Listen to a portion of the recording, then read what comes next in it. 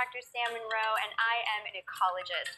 That means I study plants and animals and how they interact with their environment. I have studied all sorts of creatures, everything from sharks to shrimps to shrubs.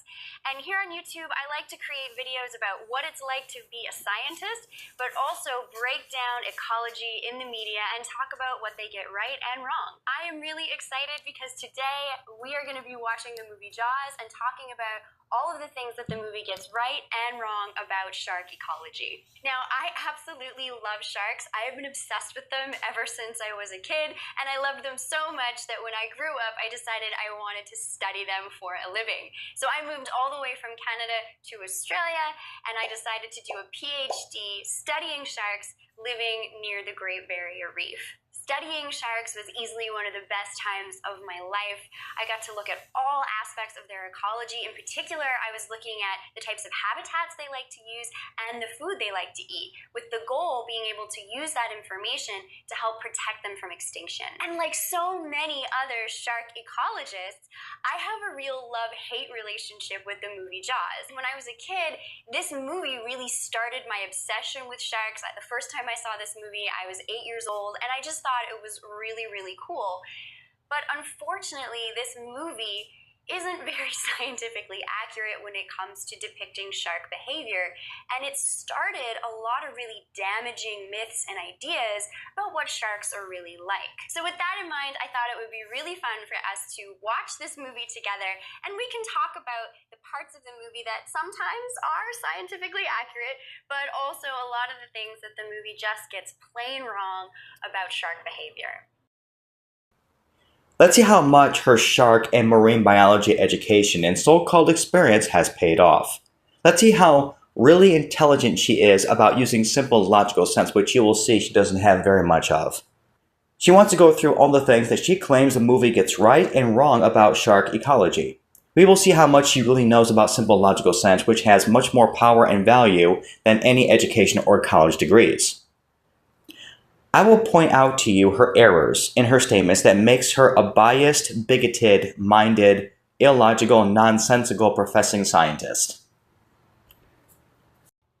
Listen, is it true that most people get attacked by sharks in 3 feet of water, about 10 feet from the beach? Yeah, that's fairly accurate. Yeah. And before people started to swim for recreation, before sharks knew what they were missing, and a lot of these attacks weren't reported. That's right. Reporting of shark attacks was pretty poor up to about a half a year ago. Now this shark that swims along, what's it called? Rogue. Nope. This guy, he keeps swimming around in a place where the feeding is good until the food supply is gone, right? It's called territoriality. It's just theory that I happen to agree with.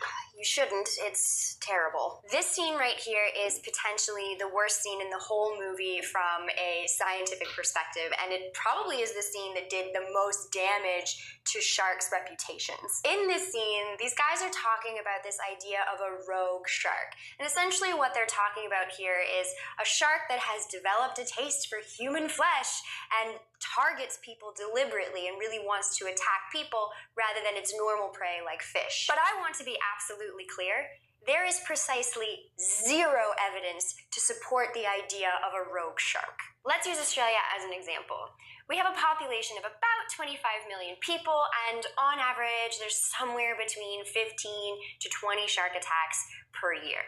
But we are a nation of swimmers and beachgoers. We love scuba, snorkeling, spearfishing. We spend a lot of time in the water. We also have all three of the main species that are considered dangerous to people: tiger sharks, white sharks, and bull sharks. So if these sharks were deliberately targeting people, we would have a lot more shark attacks every year than we actually do. These kind of data tell us that there really aren't sharks out there that are deliberately going after people, or what the movie is describing as a rogue shark. Unfortunately, this movie really sold people on this idea of a rogue shark and made people believe that this was a real thing that scientists knew about and had studied.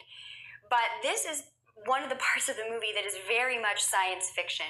There are no such thing as rogue sharks. There's no science to back this up. And this is an idea that shark scientists have had to spend decades fighting against. But we really don't know a lot about what potentially triggers shark attacks. And if you have a bunch of different sharks in the same place, and the environmental conditions are such that it is triggering those attacks, it's possible you could have multiple sharks and multiple attacks. It's not necessarily just one individual shark. The reason this is important to talk about is because the movie is using this historic event as an argument that rogue sharks exist. But the truth is, there's really no solid scientific evidence to support the idea of a rogue shark. And these New Jersey attacks are really not evidence for this concept of a rogue shark. Now wait a second. There were... Each know, hey, there's a shark here, you need to get out of the water. Here's the first one. Simple rebuttal. Dr. Sam Munroe, you only think it's terrible because you did not directly observe it. A reputation is something that is commonly observed. Here's the summary definition from Webster's 1828. Public opinion or esteem is equivalent to what we commonly observe, reputation. That is all scientists can do regarding sharks. Study how they are commonly observed in their behavioral patterns, look, size, etc. What they cannot do is dictate how they always interact, how they always behave, and how big they always get regarding size. Just because, for example, you have not directly observed a rogue shark, that doesn't mean it never happens. There are many things that were not documented and recorded for history. That doesn't mean it doesn't happen.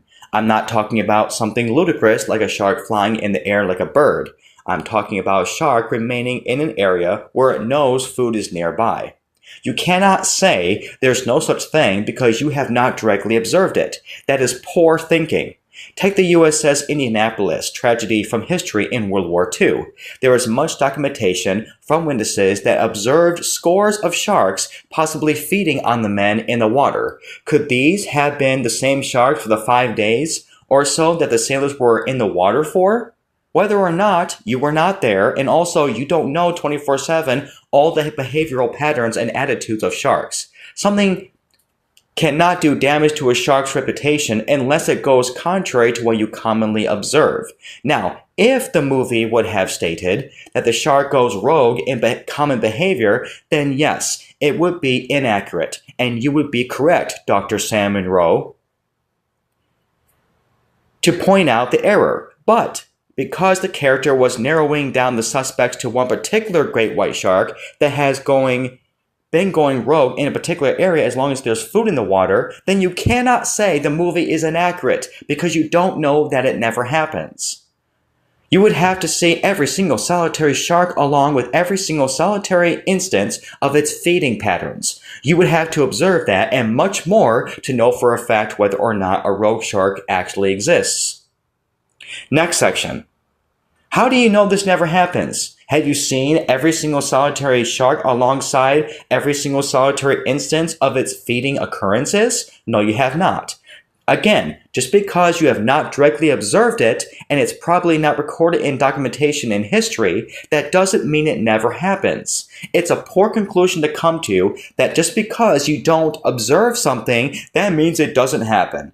I watched another source video of another supposedly shark expert claim that no human being is on the shark's menu. That is a false conclusion to come to because, once again, look at the USS Indianapolis tragedy. The sharks were deliberately feeding on the men. Deliberately! How could human flesh been on their agenda to keep returning for food? Could it do that? Sure it could. It's not good science to conclude that human flesh is never on a shark's mind. How do you know what's on a shark's mind? Did you ask a shark what's on their mind for a meal and they told you in English? Do you speak shark or whatever communication they use? No. So there's no way you can know what's on a shark's mind for a meal. Next section. Just because there's no evidence to support the idea of a rogue shark, that doesn't mean, again, it doesn't ever happen. There are many things that we don't document or even observe. That doesn't mean it never happens. Once again, We're not talking about something ludicrous like a shark flying in the air like a bird. We're talking about a shark remaining in the same territory as long as there's food in the water. That's not nonsensical to conclude. Anybody with any sense would know that as long as there is food in a particular area, they will remain in that area. Is there such thing as a rogue shark? Or person, or rogue individual even, remaining in a territory as long as there's food to be obtained and purchased? It's called living somewhere where you can have easy access to a grocery store like a Kroger or Food Lion. Why can't animals have the same mentality to know on basic intelligence that if there's food in an area, they will remain in that area? Why not? Is there any solid scientific evidence for the existence of Genghis Khan, Joan of Arc, or Alexander the Great? No, there isn't. There's some flimsy documentation, but does that mean it's factual and that they existed? No, it doesn't. You can argue either way. So according to her argument and her conclusion that just because there's no solid evidence of a rogue shark, therefore it doesn't exist, then we should probably disregard those historical figures and characters and many other people just because there's no solid scientific evidence that they existed. I mean, talk about a phony baloney scientist. Jeez. Next section. This is not true. Just because a shark may go rogue for a while, that doesn't mean it's going to affect a bunch of other sharks to act the same way. Sometimes animals, just ask any zoologist of a particular species, act in a particular strange way that's contrary to their common behavioral patterns. Animals can act oddly or not according to their usual behavior. That's not unheard of. Also, how do you know a shark would never deliberately target people? You don't know what's on a shark's mind or the thoughts flowing through its brain. Can sharks have memories and contain grudges against other animals or humans? Can a dog hold a grudge against a human being and very angry at him or her? Yes. Why can't sharks do the same thing? I mean, they are animals after all. Once again, just because a single shark may possibly choose to target human beings, that doesn't mean it's going to affect other sharks to act the same way. Sometimes animals act oddly. That doesn't necessarily affect the rest of the circle. Her conclusions are pathetic. Her conclusion would be like saying, well, if human beings were actually acting like Jeffrey Dahmer towards people, there will be a lot more cases of cannibalistic people acting just like Jeffrey Dahmer did. But the data that we have shows that there aren't really people out there targeting people the way Jeffrey Dahmer did. Therefore, according to our supposedly scientific conclusion, Jeffrey Dahmer denies this, and he never did the things that he did. And there's no evidence because all there is just stupid, flimsy witnesses, and his confession statement where he could have just made the whole thing up. That is ridiculous and stupid. Her kind of thinking, Dr. Sam Munroe's thinking, is biased, and it's bigoted, to not think according to logical sense. She's trained and indoctrinated to believe and think according to political correctness of what is commonly accepted in the scientific world and community. And whatever they say, she's going to accept regardless of what logic says. That is biased. Next section. Again, you don't know it's science fiction. She's equating no personal observation, or at least documented observation, equals non-existence. There is so much of the world we have yet to experience and discover. There are many things in the past that have not been discovered or observed yet that we now do observe. Does that mean they didn't happen or exist in times past? No, of course not. It just means we have not discovered it or observed it yet. Same thing with the concept of rogue sharks. Just because you have not directly observed a rogue remaining in a particular area having a frenzy case for human flesh, that doesn't mean it never happens. Now here's the next clip we're going to play to refute her.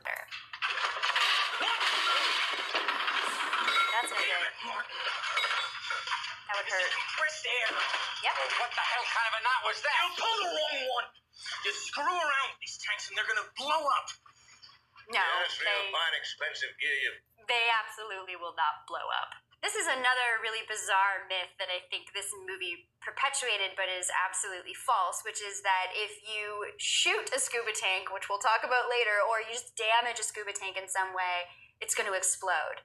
But they absolutely don't do that. Scuba tanks are compressed air, and the idea is that you compress the air down, it can hold a lot more in a small space, which allows you to breathe the air underwater for prolonged periods of time. So let's say, hypothetically, you manage to puncture a hole into that tank, which would be really hard to do, by the way, because they're very strong and really thick. But let's say you manage to do that. It's not going to explode. Rather, what's going to happen is all of that air is going to rush out of the tank at a really high speed with a lot of force, but it's not going to blow up. What could happen that would be potentially dangerous is all of the air rushing out of the tank would shoot the tank off in the opposite direction. So the tank itself could become a little projectile whipping around the boat deck, injuring people, which would be really scary and really dangerous, but it wouldn't explode. You're gonna need a bigger boat. I would actually argue they're fine. I've been in really small boats that are only a couple meters, and we've caught 3-meter tiger sharks and still been able to work with that animal. So I think they'd actually be okay. That's a 20-footer. 25. Possible. Unlikely. 3 tons on them. Maybe. So what they're doing here is they're trying to guesstimate how big this shark is from a distance, which frankly is not an accurate way to work out the size of a shark. But more importantly, the numbers that they're giving for the rough size of this shark aren't really true to life. Adult white sharks, as far as we know, reach a maximum length of around 6 meters, which is roughly 20 feet, which is what Hooper said in the film. So if the shark was 25 feet, which I think is just over 7 meters, maybe 7.5, that is bigger than any white shark that has ever been caught and recorded in history. In real life, we've never seen a white shark get to 25 feet in length. The longest we've seen is about 20 feet or 6 meters. Here's the time frame and the quotation from her. Here's an instance where she's contradicting herself. First, she claims that we really don't know potentially what triggers a shark attack. If that's the case, then you have no business concluding that the concept of rogue sharks do not exist, you hypocrite. If you don't know what triggers shark attacks, then a rogue shark is possible. Duh. But then she contradicts herself again by stating that there's really no solid scientific evidence to support the idea of a rogue shark, and therefore in her mind, it never happens. That's a contradiction within a contradiction, you idiot. And people are supposed to take scientists like her seriously? Really? Come on now. Let's look at this source. What would happen if a scuba tank heats up? This is what the answer is. How hot is it usually in June or July? Probably around 80 to 90 degrees at least. So could a scuba tank get very hot in the sun on a boat when not in use? Yes, there are different facts that she was not considering. For example, the following. How high the temperature was for that day, how high the humidity was the sun beating down directly on those scuba tanks? Lastly, was it left outside in the sun for a long period of time before it was in use? These questions she is oblivious to and doesn't take into consideration that these questions could take great effect in causing the possibility of a scuba tank to explode. Also, has she personally examined every single type of scuba tank from 1975? No, she has not. She looks like she was not even born in 1975. So how would she know the quality material of scuba tanks at that time? Probably a lot more improvements on scuba tanks to make them more safe and not combustible today. I agree. Very irresponsible for her as a scientist to judge something back in 1975 to today's standards by improvements. Again, no logical sense, and people are supposed to take her seriously. Okay. Next clip to refute. She says they are fine, but then the shark jumps on the boat. That doesn't make it fine for them, you idiot. Sharks can tip over boats and have been known to hit boats to knock their prey over. Her conclusion here is just as immature and irresponsible as somebody possibly claiming in World War II that the USS Indianapolis would not sink because it's a very big ship. but then a Japanese submarine slammed 2 torpedoes into its side and sunk the ship in 12 minutes, according to history. Would she have been dumb enough to make the same conclusion about the Titanic and claim the irresponsible conclusion they concluded at that time, that God himself cannot sink this ship? Please. Nonsense. Here's the next clip. If it's not true to life, then it cannot possibly exist. The only way you can know for certain something as not existing as a fact is if you are everywhere at once in every circumstance in history.